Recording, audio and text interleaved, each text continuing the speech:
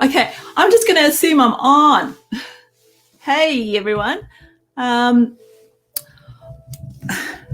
So this is a bit different.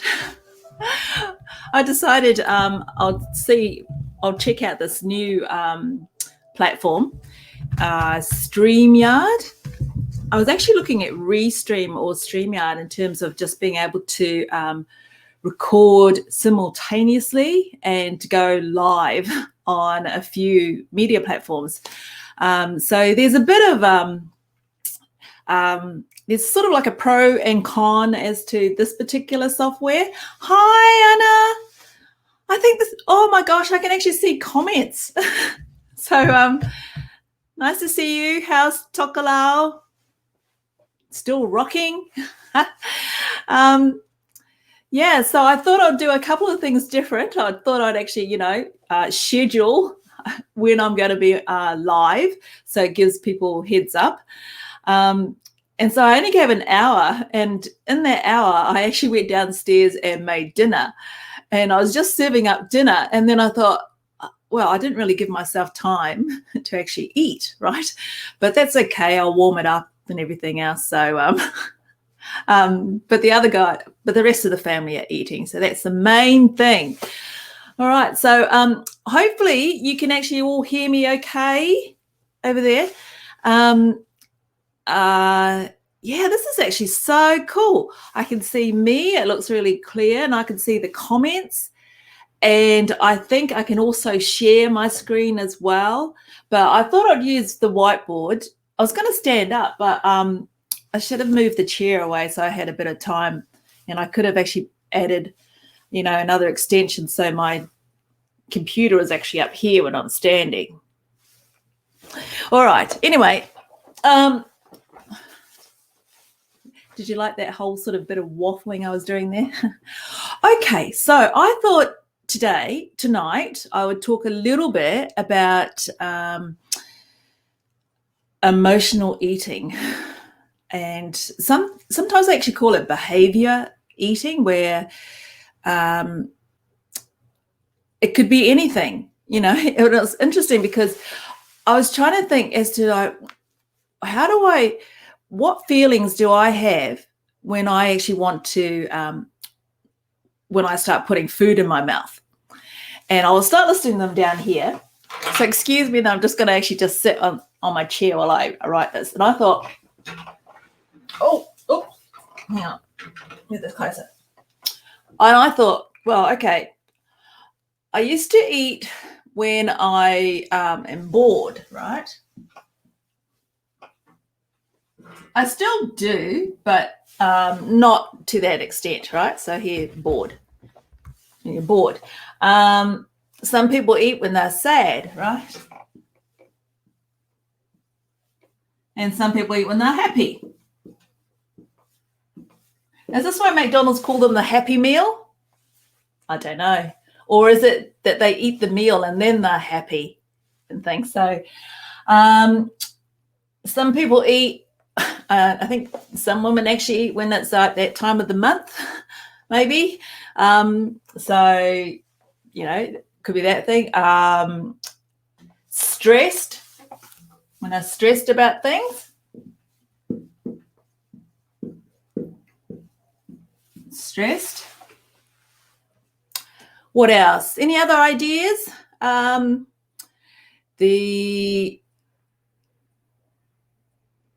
When at an event, of course, when you have a function, there's always like this food that's actually part of it. But I mean, that's probably an event. It's not really an emotion as to like when you would go eat.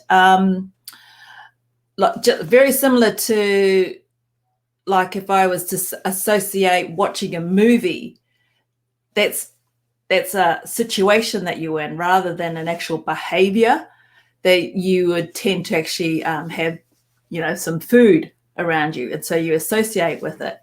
So I think I had a few more. I'll have a look at what someone actually just said to me in terms of how they actually eat. They eat to feel good even though the food is not healthy. So you don't feel good in the long term. So it might be just a temporary thing as to like why you would actually start eating. And what else? Eat when you're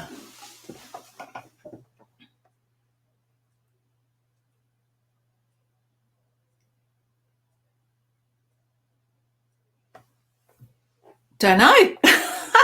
But I think these are like the main ones, right? I would say these are like the main sort of things.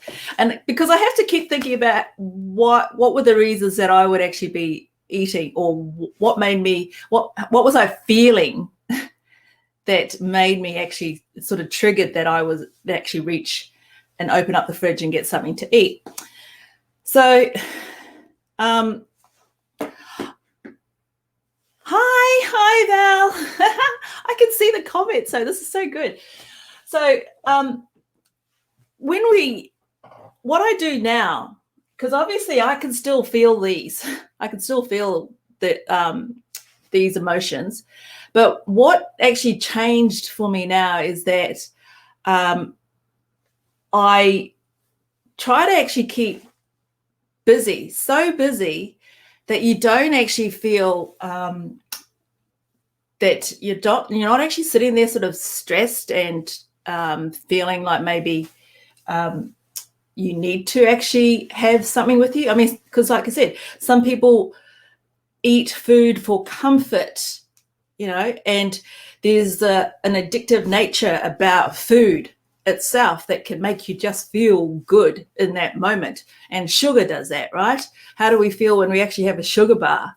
It's like that hit, and we have this high, and then we go down there, and then we might feel the guilt, and then we feel the guilt, and then we think, well, I've already eaten that chocolate bar, another one's not going to matter, and then it's like you get into that sort of cycle, which can be quite which basically leads to where we are at the moment, right? Where we look at food as I don't know, it's like it's an object, but then the food itself is addictive in it. So it's actually playing hazards within our body as to like making us want to have those cravings and the urges and things. So I try to fill my day with a lot of things, so much that I know that my to-do list is just really, really long. So that and I try, and it's a whole mindset to try and focus and just try to actually just keep myself busy and actually do these things, right? So like I said, I mean, I scheduled this about an hour ago that I'm going to do this, and I went down, instead of like waiting around here and just working on a few things, I just went down and I made dinner really quick. I just occupied that entire hour with an activity that I knew that I had to do, rather than sort of like delay it any further, and then the family would actually eat dinner later in the day. Bored? Well, when you're really busy, you don't really have time to be bored these days. Sad? Well, yeah, of course you get sad. You're not perfect all the time. But there are other activities that you could possibly do, like I exercise, or I'll go outside maybe for a bit of, fresh air, rather than this routine of going downstairs and opening up the fridge and just looking for the sake of what? Just looking. But you're not really looking, are you? You're actually looking for something, and then whatever it is, you start eating it.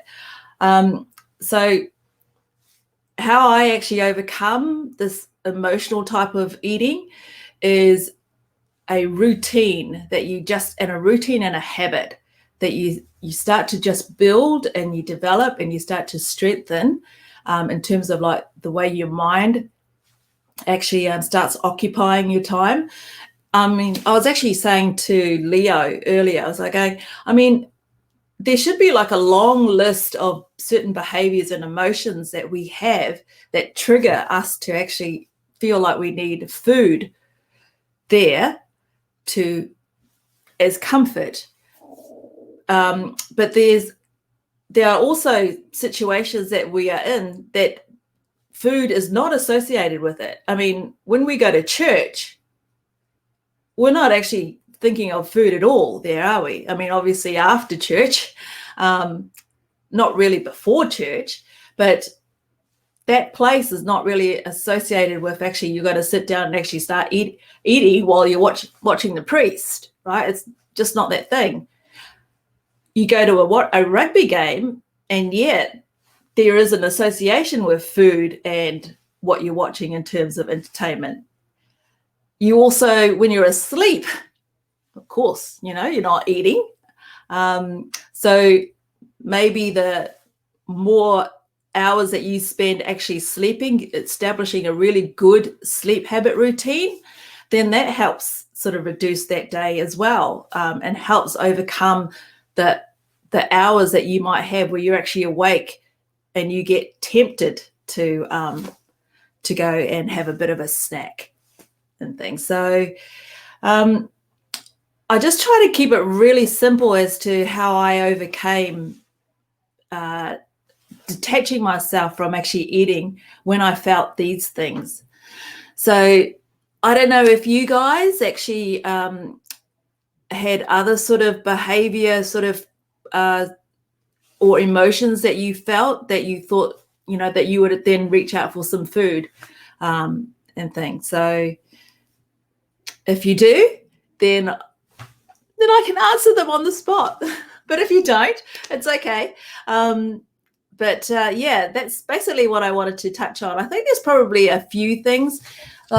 If I just check out one of the sites that I was on today, and it really depends where I was actually,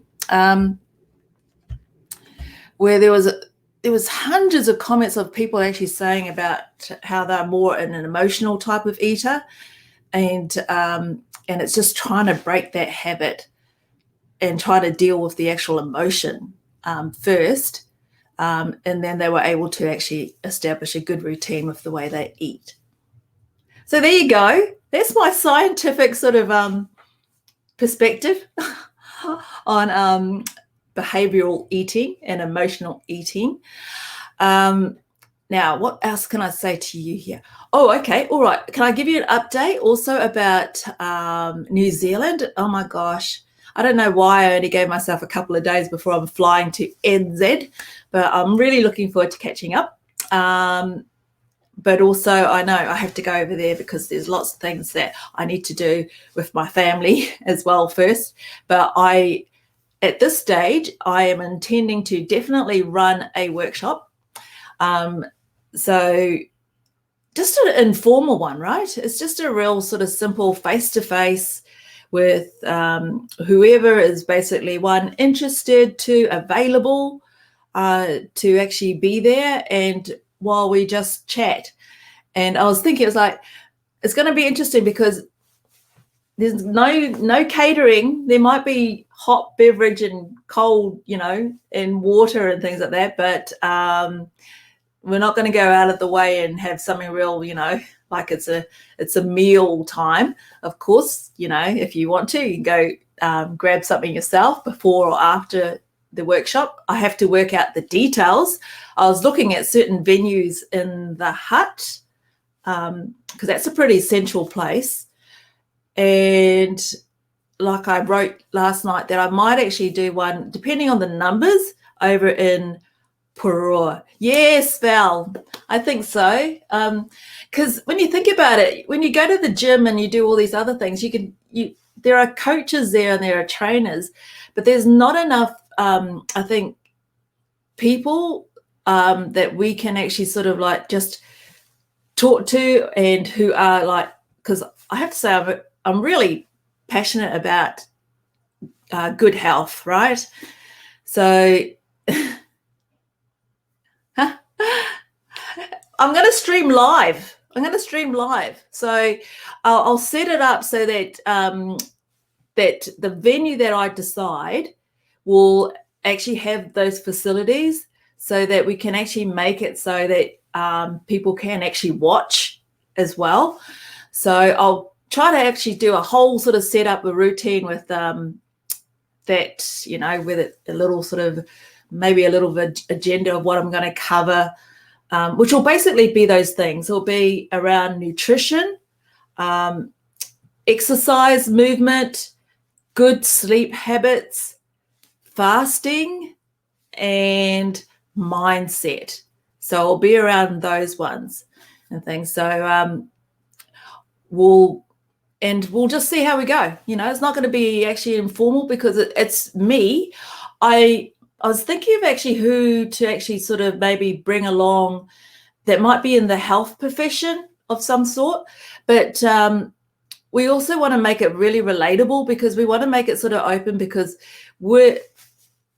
these decisions are personal decisions that we make, and whether we choose to actually make them or what stops us from making them is sometimes not something that, you know, that is told to us by somebody who's trained in that area, right? Because I think we all know the dangers of bad food and what it can do to us, but it might just be having a support system, you know, a sisterhood where there are people that are actually thinking the same way, that want to be able to you know, to ask questions and just to get the experience of what actually worked for me and how I came across it and all these different other things that, you know, just to do that in person. So I'm looking forward to it. So it'll be quite good. Yes, definitely fasting. The whole thing of intermittent fasting, what is meant by extended fasting, alternate day fasting, and just being able to actually use that. And because it's not a new thing, it's not a fad. And for example, with fasting, it's been around for ages. And, you know, religious reasons, people do it in Ramadan. They have that fasting from sunset to sunrise to sunset and things. So it's been around for a long time, but what they've actually found, and there's a lot of research, is that the body does need time to just not have anything actually consumed in there and just be able to sort of work through what it already has, because we have a lot in here already in terms of like stored fat and all those kind of things. So it needs time to actually go through and not only sort of digest it or ingest it or whatever the terminology is, but it gives it time for the organs, all the organs, to actually function properly and to be able to deal with things without having constant sugar or whatever the, you know, carbs converting into sugar coming into your body, and it's working overtime to try and actually to sort of use what it can without putting everything like in excess and storing it all over the place and things. So yes, definitely I'll go on to that thing about fasting. Okay, so I think that's basically all I wanted to sort of say. I'm definitely going to have a few more details tomorrow about maybe some possible dates and times, whether it's the weekend or whether it's just in a week, maybe an early evening in the weekday. We'll see, type of thing. But I'm not putting too much pressure into, like, you know, making a big, huge thing and having everybody sort of arrive. Even if there's just one or a couple of people, it just gives the opportunity to actually just keep the conversation going, right? So, because every journey starts with one person, one decision and things. All right. So I will leave it for now. Thank you guys for actually joining in. I just love the fact that I'm testing out this platform and I can now see the comments and things. Can I just experiment? I'm going to put your comment. See, look at that. Can you see your comment there, Anna? So I can actually put that comment up there and like it's a question and then answer it in real time. So that is so cool. Oh, you're very welcome. You're very welcome, Belle. All right. Okay. Apart from that, I will. Okay. I think I just actually end it. Good night, Tafa, and I'll catch you tomorrow. All right. Have a good day tomorrow. Bye-bye.